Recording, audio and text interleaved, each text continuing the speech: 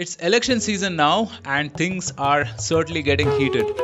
Namaste and welcome to another edition of the Bharatvaarta Weekly. I'm Roshan Karyappa. I have with me Abhishek Paul to discuss the news and events of the week that was.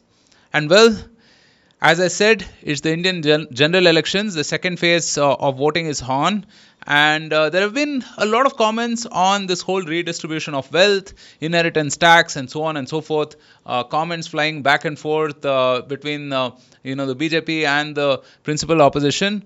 We'll discuss that. We'll also bring you the ongoing protests in the Columbia University campus and a few comments on freedom of expression and democracy, again, this time from the Indian section about the Americans. And to round things off, we will bring you updates from the IPL. Of course, I'm a little more cheerful today. I mean, RCB has won its match last week, right? That's a rarity of sorts. All right, all this and more on this weekly. If this is your first time joining us, don't forget to follow and subscribe to us. We produce content on politics, policy, and culture. If that's your thing, then do stay updated with this channel. All right, Abhishek, there's plenty of action ongoing. Let's get started with the elections. On Friday, 26th April, India held the second phase of voting for the Lok Sabha elections.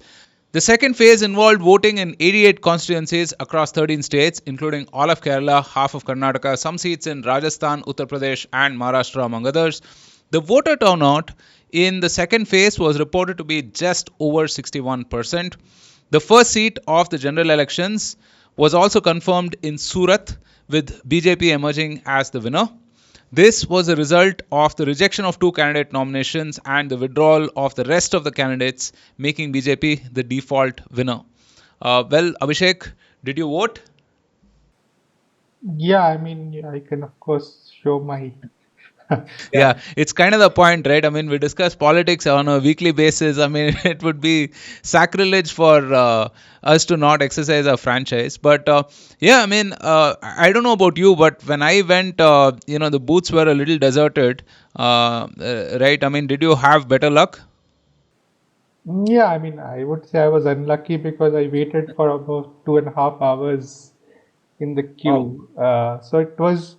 It is one of those statistical or quirks, or the way what has panned out is like, for example, the polling station had four different booths, right? Four different serial numbers, and Right. only two of them had crowds, and the other two were relatively empty. That's how the voters had got allocated in the constituency. So one couple of queues had like really long lines, while the others people were just walking in and out. So I was in the unlucky one. So, but yeah, I think at least I think what happened with Bangalore is pretty much what I had expected, that it would be in the low 50%.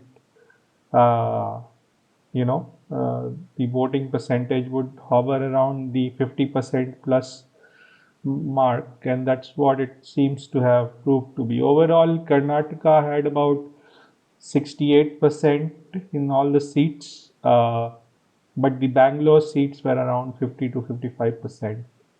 And I think pretty much if you go across each of the places, the turnout remains fairly consistent if you compare it with the last time. Yeah, I mean, Bangalore South was particularly bad this time, I suppose, right? I mean, we perhaps crossed just the 50% mark.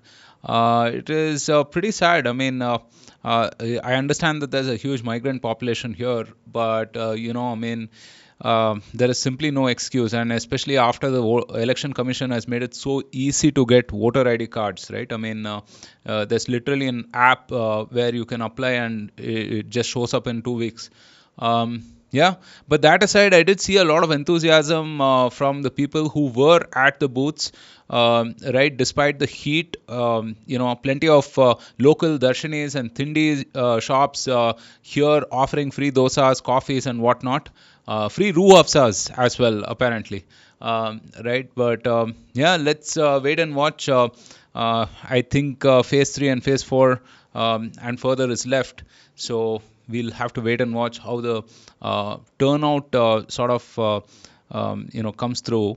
But any news about who's doing well at this point, or is that too premature to talk about, Abhishek? Yeah, I mean, we only have people sharing their theories and anecdotes on social media, right? There is Yeah. no official exit poll that will be published till all the phases are over. Yeah. I mean, we did see some of these Satta market numbers and whatnot. So I don't know how reliable those are. So Yeah.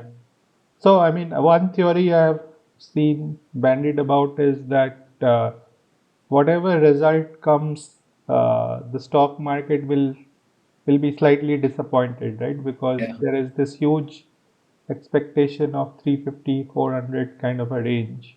correct. So if Yeah, they and fall short of that, they will just. So it's like people want a reason sometimes to sell off from their positions. So yeah, and the markets have been factoring a BJP win for a while now, right? I mean, ever since November, December, there were some predictions and whatnot.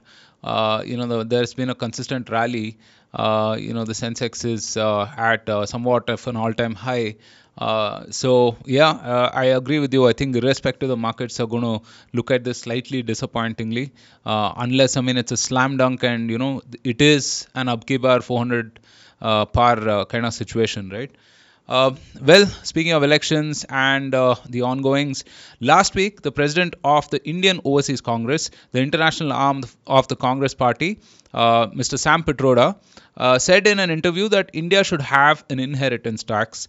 He further made somewhat false claims that the US also had a federal inheritance law that taxes nearly 55% of the wealth passed on from a parent or guardian to support his arguments.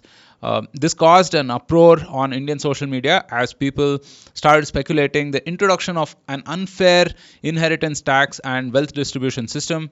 The BJP and Prime Minister Narendra Modi, in particular, used this to hammer the INC in their rallies with Prime Minister Modi, slightly altering LIC's tagline saying, INC ki loot, zindagi ke saath bhi, zindagi ke baad bhi.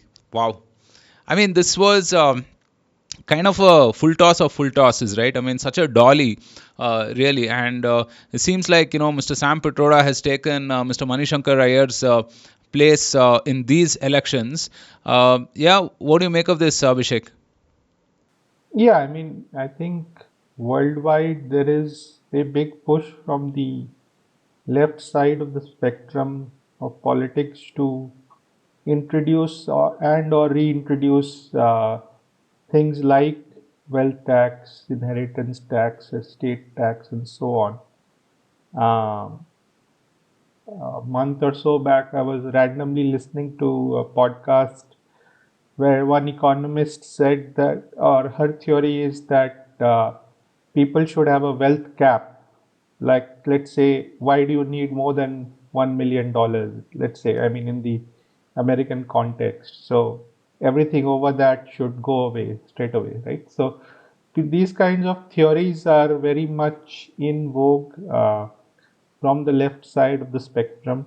I have always wondered if there will ever be a political party which will openly say that they will raise taxes and come to power, right? Uh, but probably the Congress party is trying some version of that.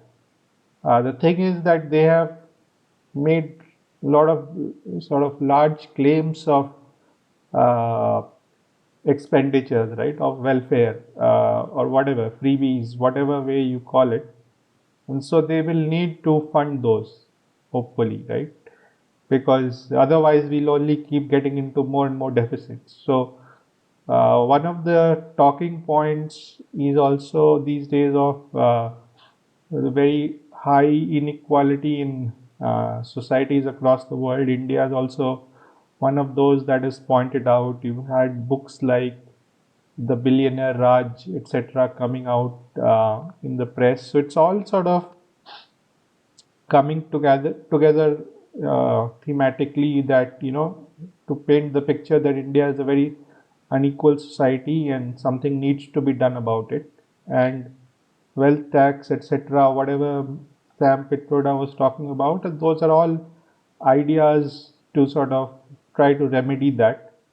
Right. We all obviously had versions of wealth tax, inheritance tax, etc. in the past, famously taken out by the Congress party just before or when Rajiv Gandhi was supposed to inherit his mother's whatever estate or property. So, and of course, wealth tax was there till, let's say, maybe 15, 20 years back, right? So, yeah, it's interesting. I think obviously the BJP and the Prime Minister have attacked it effectively. I've heard people on the opposite side or the supporters of Congress saying that why are you poor people, you middle class people worrying about it? It is clearly going to target only the ultra rich or the very rich, right? But of course, there are arguments against it. Many young Indians who may not be rich today are ambitious, want to be rich in the future. Then there is also the question of what is important for India right now. How important is capital and capitalists? We are in the phase where we have to build a lot more. We have to manufacture a lot more. We need more industries, and capitalists will play a big part of it, right? And so things like wealth tax or inheritance tax, which could, let's say, discourage people from bringing and or keeping their capital in India, is probably a bad idea in that context. So yeah, there's also the point where it's it's a question of whether as a society or as a people how envious you are, right? Because there's also the politics of envy that is coming in, or we could say class struggle. And many Indians don't like that, I think. But we shall see like how the voters react to this messaging. So I have a slightly different perspective on this, right? So one is that this line of messaging is evergreen, right? The fact that there are inequalities and agitating these two sides against each other, I think this idea is going to have purchase forever and forever. It's always been the case earlier. I mean, it will be the case going forward as well. And it's a matter of some political parties sort of taking charge of this and fronting this, right? I mean, that's it was the AAP earlier, and now I think Congress is completely like taken ownership of this, right? Congress, I mean, of course, over the last 15, 20 years has moved like far left, right? Which is why a lot of the communists have no problems aligning with the Congress at all, right? So. That be the case, I think it is a bit of a misunderstanding of how Indian society works itself, right? Where family wealth, I think, is placed at a premium, right? Irrespective of like social class. I mean, it's not the rich alone for whom this matters. I mean, even for the middle class, for the aspirational, it's a matter of concern, right? I mean, I've had very apolitical folks reach out to me and kind of freaked out about what's going to happen if this were the case, right? My thoughts are that, look, I don't know. I mean, if it's already apparent enough, but you have one side of the political spectrum, talking about a Viksit Bharat and about how India is going to become the premier economy of the world, and you have another side of the political spectrum talking about divvying up whatever is there at this point of time, right? That divergence to me is so apparent. I mean, I think it's hopefully visible for all to see, right? And hopefully again voters will express their displeasure over such things at the ballots, right? But yeah, one only has to go back to maybe the 80s and the 90s to see the kind of arguments that Milton Friedman made famously about all of this stuff, right? About how the rich don't just buy buildings and yachts and so on and so forth, but actually put that capital to work in a productive way. Right, and how if you were to charge an inheritance tax or something of this sort, the really wealthy folks will get around this through, either trust funds or, philanthropic efforts or charities and whatnot, right? They will obviously find a loophole for that. So really, I think it requires a lot of thought and introspection from the political class. While I certainly don't expect some sections of the political class to think in that manner, I mean, I think the average Indian should really introspect, and actively exercise their franchise, right? Not just at the ballots. I mean, be involved politically, because this is stuff that is actively going to impact your life, and worse, I mean, it's going to impact your children's life, right? I mean, so one of the points that Milton Friedman also makes is, that saving up for your kids, right, or earning and building wealth for your kids is one of those unreasonable human endeavors, right? I mean, a lot of the times your children are going to be in better off circumstances, more well off than you, right? But still, it is part of the human nature that you skimp and save for a better life for your kids, right? And especially that's true for India. I mean, if you look at the last 2 or 3 generations, the kind of hardships they faced for us to like live a better life, right? So I think it hits at the fundamental nature of human beings and society itself. Yeah, I hope better sense prevails in that sense. Well, the Prime Minister didn't just stop at this. He did reference some of the remarks of the former Prime Minister Manmohan Singh on who has first right to resources and so on and so forth. Now, some of that is being contested by the Election Commission and varying other sections, so we won't even go too much into that. But yeah, history shows very clearly who said what, right? And Abhishek mentioned, how the Rajiv Gandhi government abolished inheritance taxes, just months before his prime minister's, I mean, his mother and the former prime minister, Miss Indira Gandhi's will was executed. Right. So all of that is there for folks to see. We'll move on to some international news.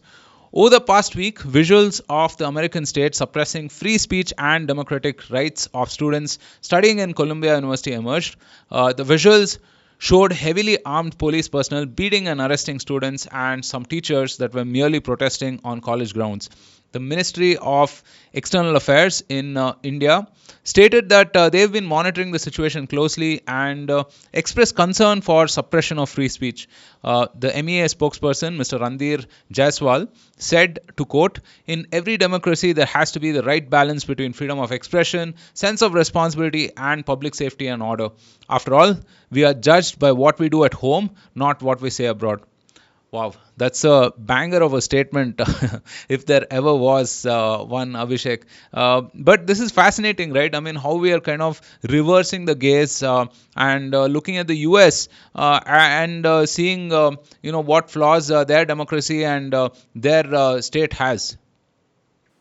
Yeah, I mean, it's one of those cases where Indian campuses or certain, let's say, select Indian campuses have always had this case of students very vehemently protesting. Student politics is like a big deal in, certain Indian campuses, right? Typically, the elite government colleges. I think that's where you see most of Indian student politics. And I think what is happening in the US is sort of very similar to what you see in, let's say, the JNU in New Delhi, right? I mean, I, I think the student community in most of the elite US colleges right now is or has been protesting very vehemently against Israel and in favor of the Palestine side, sometimes in favor of Hamas as well, over the last few months, right? And it has got escalated pretty significantly with people now just camping in in in the campus, right? In tents, etc.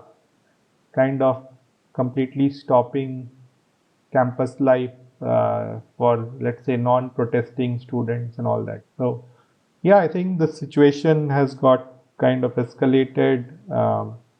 Certain Jewish students have complained that they are not being protected, and yeah, I mean, in general, the university administrators, I would say, are very sympathetic towards the protesting students. But politicians, especially from, but not necessarily, in fact, politicians from both sides have kind of also looked at it, and they have decided to send in the police or armed guards and all that to try to break up these protests. And so it's become a very sort of charged political situation. And what is playing out, I think, is kind of very natural, what you will see in student protests, right? Where uh, the general public is often not as sympathetic towards these causes as students are, right? So the same thing that you see in JNU, right? You would hear normal Delhiites being happy, right? If JNU protests are broken up or there is a crackdown on those campuses. And the same thing that is what you will see in the US. So yeah, I think it's very easy, as our spokesperson said or implied, it's pretty easy for other countries to comment on when it's happening in another country, right? So I guess the point is that the US should also understand, in case India does, you know, take some sense, take similar steps, right, to stop protests which are going out of hand, right? But US being US, it doesn't really care about anything else. So Pretty it's much. I mean, it's good that we can laugh about it, or we can say that we made a statement, but ultimately it is kind of pointless. I mean, they are the superpower as of now. They will, let's say whatever they want to say, and they will act differently at home. Uh, Yeah, but it'll hurt the narrative for sure, right? I mean, because I mean this kind of thing, it just implies democracy in the streets and strong arm sovereignty in the sheets, kind of a thing, right? I mean, the hypocrisy is so plain for everyone to see. And in some ways the chickens have come home to roost, right? I mean, there was an article, I'm not sure if it was the NYT or some other media outlet, that showed that this is Soros and apparently Omidyar funding, right? Some of the Israeli protests and whatnot. Right, I mean, and God knows, we've had a ton of grief from these folks, right? I mean, the Soros funded, the Omidyar funded, or Forbes Foundation funded, Ford Foundation funded, organizations, and so on and so forth. Yeah, some of the visuals that I saw on Twitter of police folks, manhandling some of these protesters, was kind of gruesome, actually. The professor, for instance, I mean, her head was slammed on the concrete, right, and all of that while she was, well, generally kind of harmless, right? I mean, wasn't trying to attack or anything of that sort. Yeah, I mean, it's good to reverse the gaze, I feel, and show them, what the reality is. what I have also found interesting is how many uh, Indian origin students are so Yeah, passionately pro-Palestine, right? It is yeah, quite yeah, interesting to think about. I mean, it's not surprising. Let's say, I'm sure the Indian campuses are also pro-Palestine, to be honest, right? Like JNU yeah, yeah, or yeah. Jadavpur and so Ashoka, on. JNU, Yeah. the last, right? I mean, So these are people who probably graduated from similar universities and are doing masters or PhD. But it's interesting that they are willing to take such risks, right? Because ultimately the protections they have are not the same as what US I think it's citizens stupid. have. Yeah. Yeah, it's absolutely stupid, right? I mean, you're on a visa there for God's sakes, right? I mean, you're not a legit citizen of the place, right? I mean, you're just hurting your future, basically, right? And somehow, I mean, this delusion that once you leave India, you become South Asian all of a sudden, right? And your identity is kind of subsumed by every kind of Asian here, and your heart has to bleed for someone like some thousands of miles or kilometers away is just an absurd concept, right? I mean, obviously, everyone hates war, everyone hates violence, and there is injustice in the world. But this is just very costly virtue signaling in some sense, right? So. All right, let's move on to some pleasant news. And when I say pleasant, I'm talking about RCB winning against the Sunrisers Hyderabad. It is the first RCB win in ages, right? And it's also it's also a match that I skipped watching because obviously there's only so much the heart can take. But I did follow some scores and not even that actually for this match. I mean, so I was informed later that RCB won, and I'm due to catch the highlights. But man, yesterday or day before the match against KKR was phenomenal, right? I mean, KKR put up something like 268 or whatever, which was a record score, and Punjab got that with an over and a half to spare, I suppose, right? I mean, it's crazy. So, Abhishek, when are we going to replace the bowlers with bowling machines? Yeah, I mean, in baseball, there is a so when they have these all-star days, they have a contest where it's just the batters who go and try and hit home runs, right? And it's a bowling or a pitching machine which puts out the pitches. So we could probably just have you could have smart techies devising the exact quantity of seam and swing that they want to put as well, right? In these Right. AI enabled machines. Maybe that's what will probably come up. Programmers will become the new bowlers, I think, right? And there's this fascinating video of Akshay Kumar doing the rounds where he's asked, who do you think will win the IPL? And he names four teams, and, and all those four guys are like at the bottom of the table. I mean, he talks about Delhi, MI, RCB, and one other team. I'm not sure what. Maybe Um, CSK. Or, no, Punjab or something, and they just show they invert the table and show, and those are the exact four teams at the bottom, right? All right, with that, we come to the end of the Bharatvaarta Weekly. If you did stay as long and you enjoy the content, don't forget to like, share, and subscribe. Do all of the good stuff so the algorithms smile upon us, look upon us more kindly.